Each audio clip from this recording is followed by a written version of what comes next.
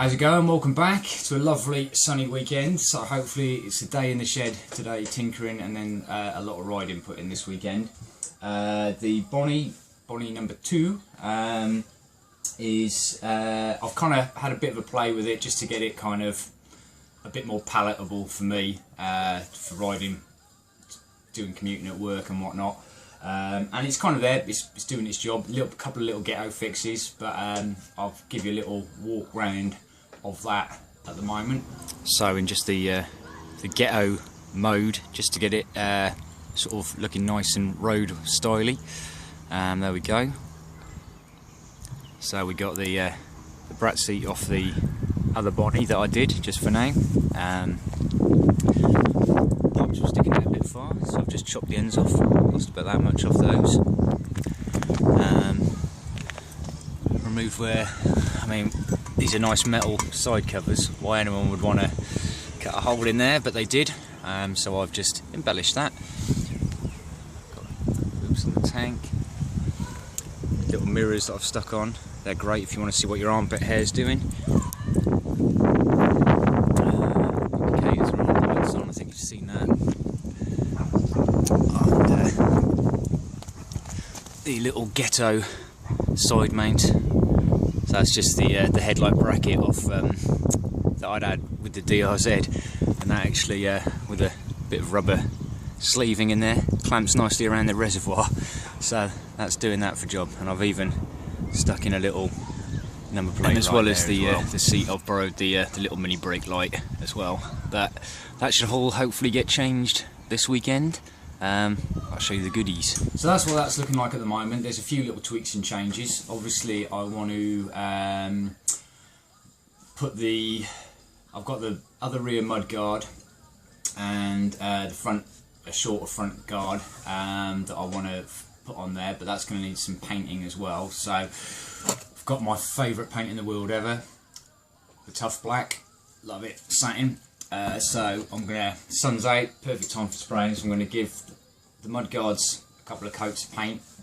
I'm debating I might do the tank as well.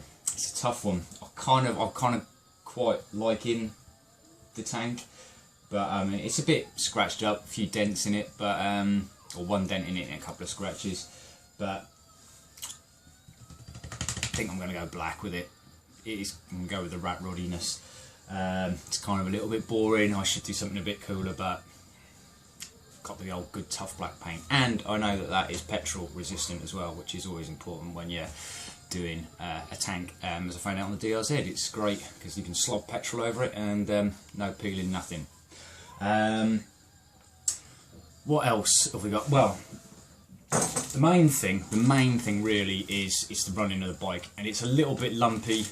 From idle's fine, but as soon as you start giving it a bit of gas up to about quarter throttle, you're around 10 kind of speeds, then 30, 40, it's not running great. It feels a bit choked, a bit blur. Now that might be just that it needs a really good clean out. I mean, this bike had sat for I think it was about 8 months not being run, so potentially there's some gunk in the carbs. Going to clean all that out anyway, but got some jets as well. And we're going to have a go at rejetting that just to see if we can get it breathing a bit easier, particularly if I've got the EFI airbox in there now, just the baff removed. I've left the snorkel in because I think if I remove that and had the bell mouth and going into the can end, that's going to be, I mean, it won't run well as it is, so I've kind of kept it stockish, but hopefully I want to obviously open all that up and have it a bit more free flowing. So jetting is going to be needed, definitely there. And I've got a little idea for the exhausts. They're a bit battered and dented up, those exhausts. They sound kind of cool. They're kind of quite rat roddy and nice, but less is more for me always. And having them where they are and pipes at the back kind of limits with what I can do with the side mount. Although I quite like my little ghetto fix job on the side mount, I don't think that will stay. So I've got some ideas possibly for the exhaust that are pretty much free, cheap and easy. But let's see if we can get it running right, and then see.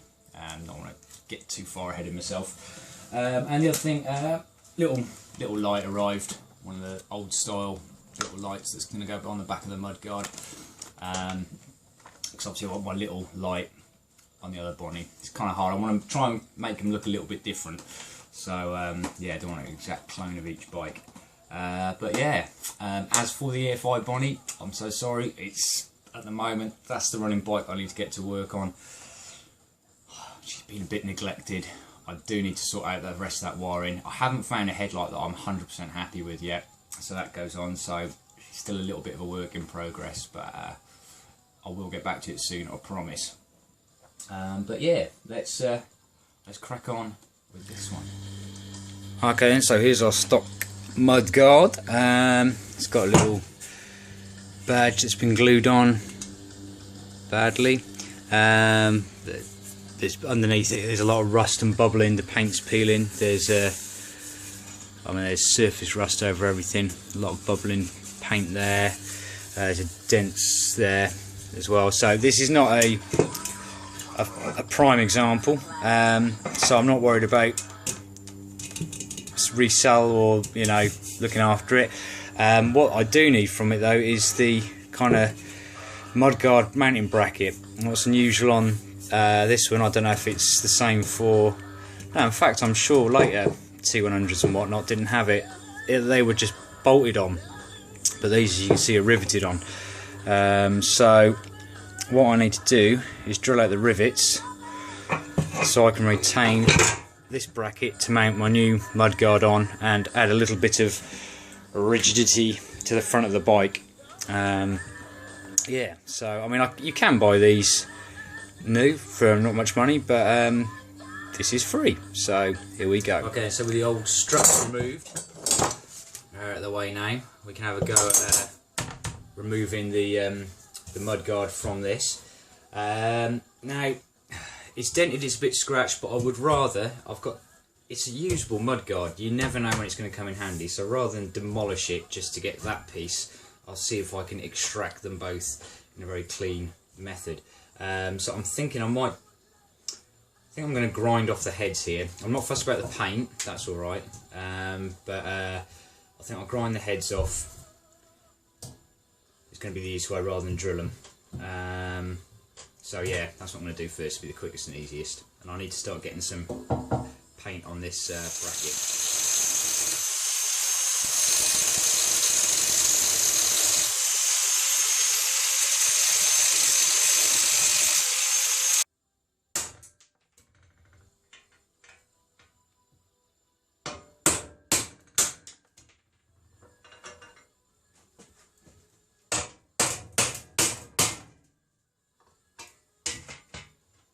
Lovely job.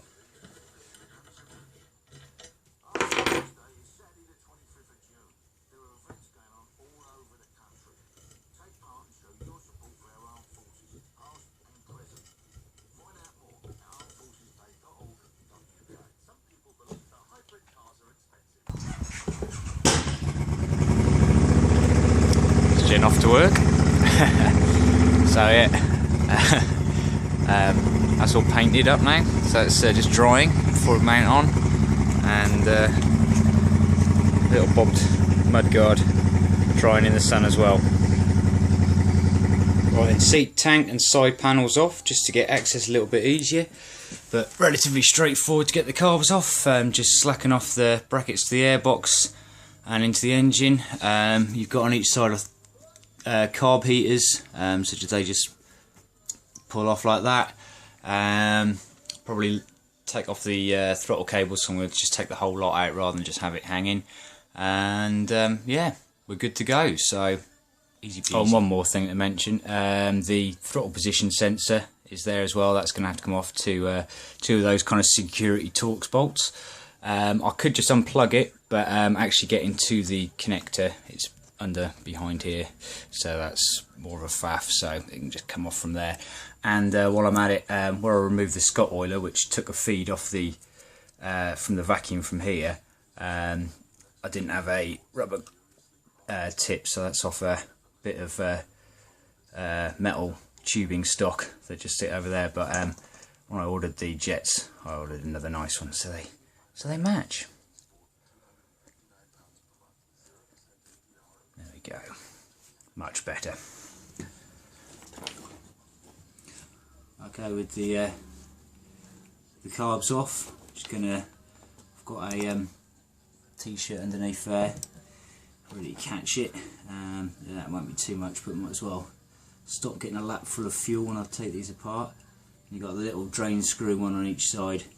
Just follow it to like a little opening at on the bottom of the float bowl, and that'll be what it is. A little kind of opening that you just need to crack that off. See if there we go. The old fuel dribble out there. See, I'm not smoking at the moment as well.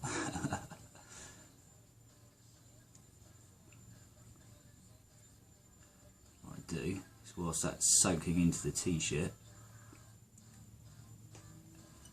that back up, I shall get that t-shirt and just give everything a general wipe over, because there's sort of 16 odd years of crud and crap on here, so reuse a little drop of petrol. Okay, so I'll take the float bowls off now, and it's just 4 screws. These are the ones that are notorious for mincing out. I'm going to guess, or try and get a bit that fits like spot on, you know, like a real tight fit. Don't try and use a bit that doesn't quite fit, because these are Swiss cheese. I'll be replacing these with some nice stainless Allen bolts anyway.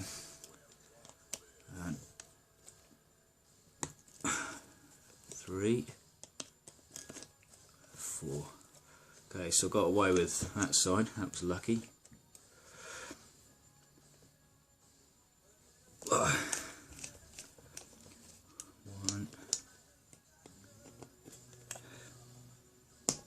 2, 3. Right, it'll be the 4th one, won't it? Always the last one that's going to mince. Oh, that one looks a little bit chewy anyway. Oh no! Get in. Oh well. Okay then, so carbs are off and cleaned up. Outside anyway, the kind of just the road grime and crap. Float bowls are off. I'm going to just remove the floats themselves as well, and just do that by knocking out the little pin here, this little interference fit pin, and then I'll get the main jets and pilot jet, which are down those 2 holes there, out, and then once the plasticky stuff's sort of away, I'll be a bit more liberal with the carb cleaner, because that's quite nasty stuff, and sometimes it can dissolve your plastic a little bit. So yeah, get these out of the way anyway, just in case, and yeah, we'll start sticking the new jets in. Okay then, so we're getting the main jets out first before I cut down the screwdriver, and that's just a case of holding. This one's already out. Trying the jet down there. There's like this little brass nut here that the main jet screws into like that. Little 8mm. So just hold that, and then get a screwdriver that fits in the slot, and then turn it, and that'll unscrew. So there's your main jet out, and then you can unscrew that as well. This can be cleaned up. Incidentally, I'm keeping the piles of everything on the respective left and right sides, just so I can keep on top of which bits went where. I'll try and see, it's going to be printed on the side there. There's no way I'm going to be able to show it on camera, but I'll try and look. So I can't remember what the stock jet sizes are. Oh, 115, I think. So 115. So I'm going up to main jets 135 and a 42 pilot, and these settings were recommended to me by Sam Lynn. Thank you, mate, for that. I did a little bit looking around as well, and that seems to be the ballpark for what I'm doing with this. So thank you for the info, and that saves me a lot of farting around on the internet, and hopefully a bit trial and error. We shall see. So right, we got these out. I'm also going to shim the needles with 1 spacer. See if you can see them in here. Little spacers there, tiny little washers really, but I mean they were pence when I ordered the whole lot together. Those and the little blanking plugs, not an awful lot of money at all. Right, so the main jets are out. I need to get the pilot jets out somewhere.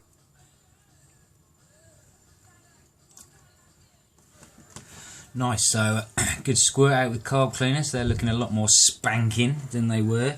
So time to put the new jets in before we flip over and get the tops off. So let's go with the pilot jets first.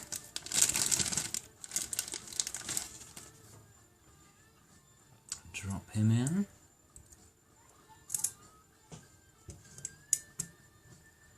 Again, don't need to lean on these, just nip them down. There we go.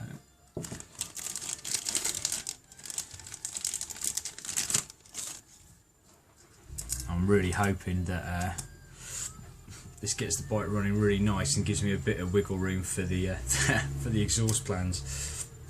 It'll be great if I can get that in this video.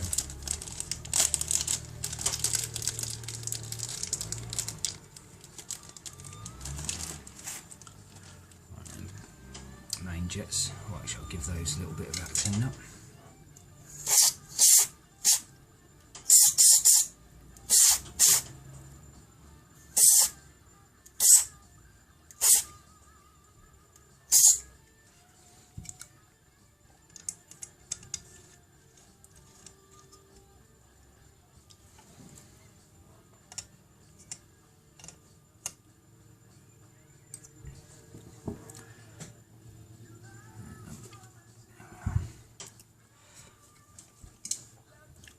Just a word of warning, try not to get that in your eyes, it stings.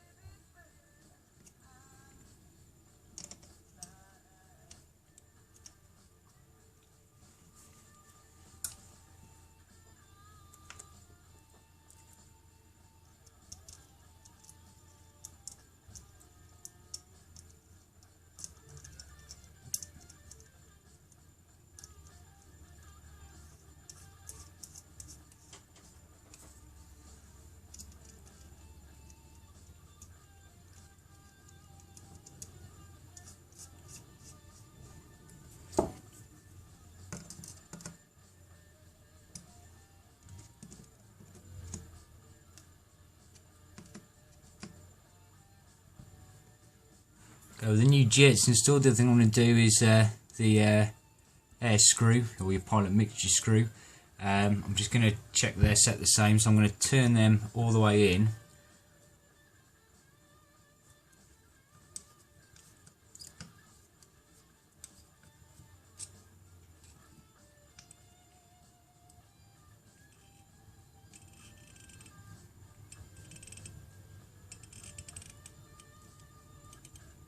So yeah, they're just until they're seated, and then back them off a touch.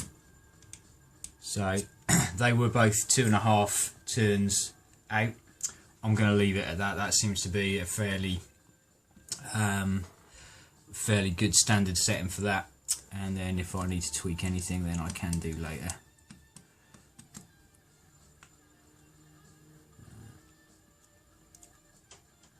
Half.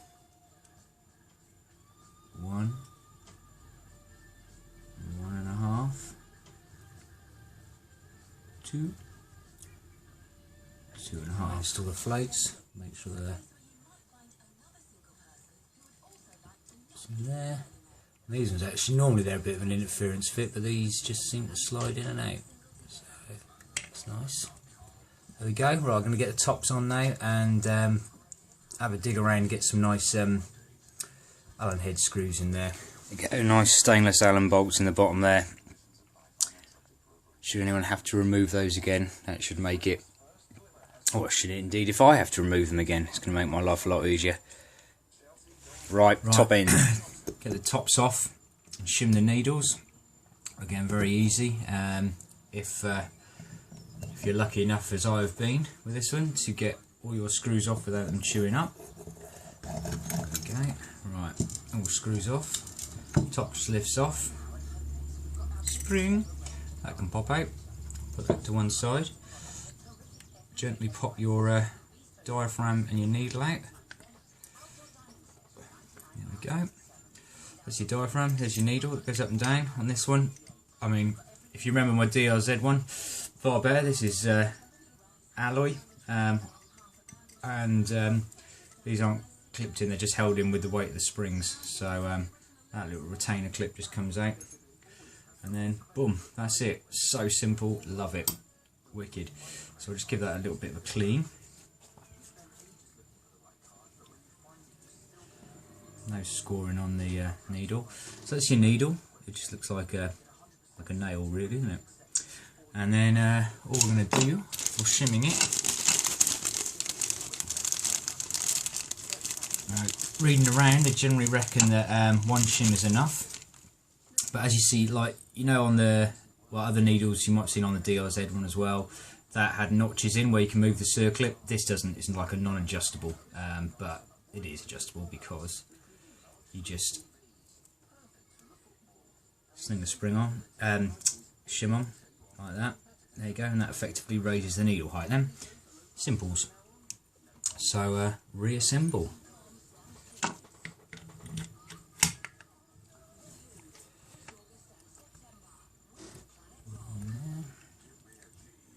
That's nicely seated in the groove. It's always a bit of a faff getting these diaphragms on. Don't forget your spring, like I normally do, and get everything bolted up and get that diaphragm sat beautifully, and then realise I've forgotten it. Give the top a bit of a clean up. Make sure it sits on those little tangs.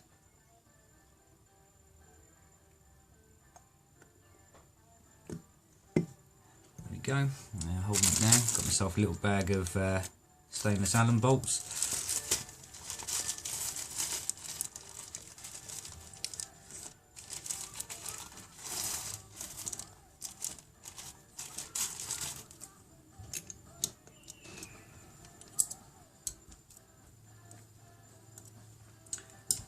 There you go. Now a little check that everything's all good. That should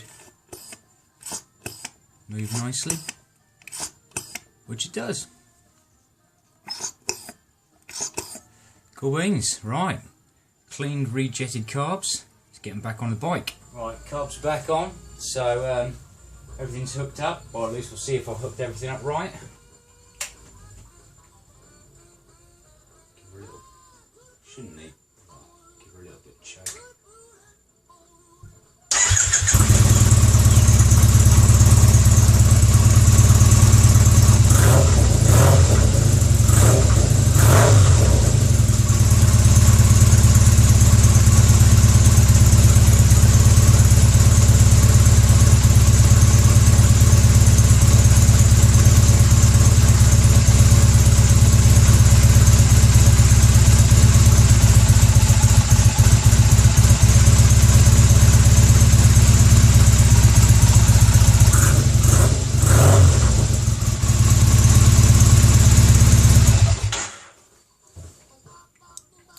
Well, it definitely seems to start very nicely, so that's good. So I'll have to take it for a test ride to see how things are. I've put the kind of breathe filter on, you know, the intake. So what shall I do next? Shall I look at the rear end, or shall we have a play with exhausts? I might do the rear end first, because I think I should take it for a ride, see how it is with these exhausts before I start faffing around. Okay, so that's how the back's looking under the seat at the moment, so with no protection here, and just this light plugged in for now off her rear end. But we're going to change all that now. Obviously I want to get a bit of under seat protection.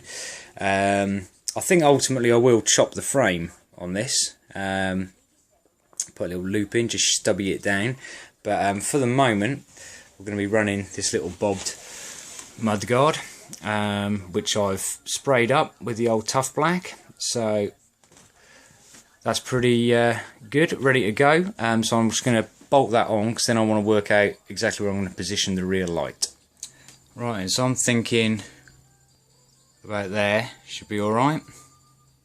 If I do ever decide to put a plate underneath the light, I can, but or if I do want to chop the guard down a little bit, I can, but yeah, that feels about right. So that's going to be flushed down, so it'll be about there. Yeah, I'll do it. Alright then, so just measuring, finding myself a midpoint there, so that's 7 there, I've marked off there. So if I use that as a straight edge, then come down, got my middle mark there for the wires, and we've got 3 centimeters complete there between the 2 holes. So those little dots there should be bang on where I want them. With any luck, I won't mess it up. I won't scratch the fresh paint, which is probably still too soft really to be doing this, but hey ho, let's live dangerously. And hopefully it won't go through and puncture the tyre that I've managed to change.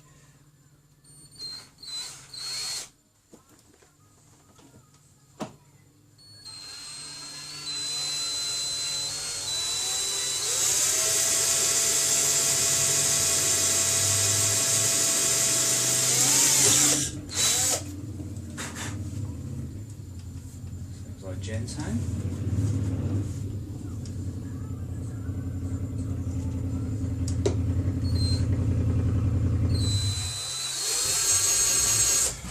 Okay then, last bit of the video then was probably me doing the mudguard. I kind of stopped doing that for a couple of reasons. One, it's such a glorious weekend, it would be criminal not to go out for a ride, which I've done, which also ticked off the box of me seeing how the bike was performing after it's been rejetted, and it's amazing. It's night and day. It is pulling beautifully through the whole rev range. Yeah, awesome. I'm over the moon, really happy. So that's kind of done. So we've got it rejetted, we've got the airbox with the baffle removed, and then the K&M filter with the like the breathed air intake in there. So that's awesome. So I think I might have a little play with the exhaust now I know that that's all running all right. Probably how I'm going to wrap up this video. I might do the mudguard onto the next video, finishing that off, and the front mudguard. And the other thing, of course, is this morning the DRZ went. It's gone. One of our fellow YouTube subscribers, one of the Idiot Collective, Dave, he's bought it, so he now owns Damage and Dr. Z. So I'll put a link to his channel. Check him out and see what happens with that if you're interested in following the DRZ. But yeah, that was great to meet you again, mate, and I'm really happy she's going to a good home. But yeah, let's have a little look at the exhaust here. Okay then, so these sort of I don't know what you call them, like the BSA pea shooter togery type pipes, very nice. They've got a nice little grumble to them, nothing too offensive, but I do like, or I do want to clear up this end, not have any exhausts here, just so it makes, well actually the way these are angled you can get to the rear axle quite easily, so that's not a problem. I can't fit a side mount off the bottom shock, hence the reason got the old bodge job up here. So I just want to clean this up, I think, and yeah, shorten it. And this is just purely because, for shits and giggles, because I've got something which might or might not work. We've got the T100 downpipes. We've got, he's obviously put on, previous owners put on the link pipe here as well, to allow you to put on different aftermarket ones, which is fine. But for the time being, I'm going to get rid of this, I'm going to get rid of this, and replace it with this. Now these are just stainless steel, they're tubings that go on the end of extractions for soldering. I can't incriminate myself and tell you where I got these from, but they are exactly the right diameter to go over, so you get this little like slash cut affair, which I think is going to look quite nice. So I think we'll give them a go and see what it sounds like. It might be too raucous, I might need to baffle them, who knows, but it's just bolts and fun, isn't it? Well, it's a tiny bit larger, so I've had to cut some slots in just to clamp it, but that is seriously firmed up. It looks pretty smart. I'll do the other side and we'll have a listen to it. Slots marked up. Let's get grinding.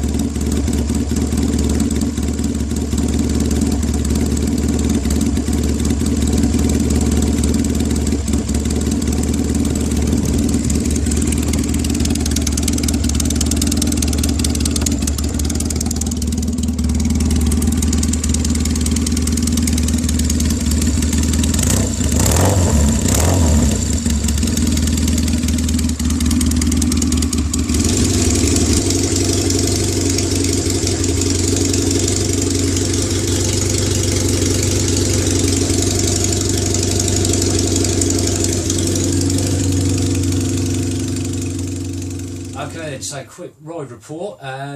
Amazingly, it didn't perform as badly as I thought it was going to. I thought it was going to probably ride like an absolute pig, but it actually pulls pretty well. Perhaps not quite as much grunt as the other pipes, but kind of a bit hard to tell. I'll run it back and forth from work a few times like that just to see how it feels. But actually, yeah, it felt good. Doesn't sound, I mean, it's loud. It's pretty loud, but it's not as horribly loud. I don't think it's going to pick up as well on a phone camera, as you know, you're not going to get a full representation of the sound.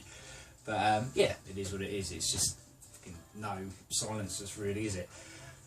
So yeah, so I like the open space around it, so I think I'll run something along those lines, but for the time being that'll do. It's a work in progress, having little funs and tweaks with it. So yeah, I'll wrap the video up on that note, on that loud exhaust note. So thanks for watching, and see you next time.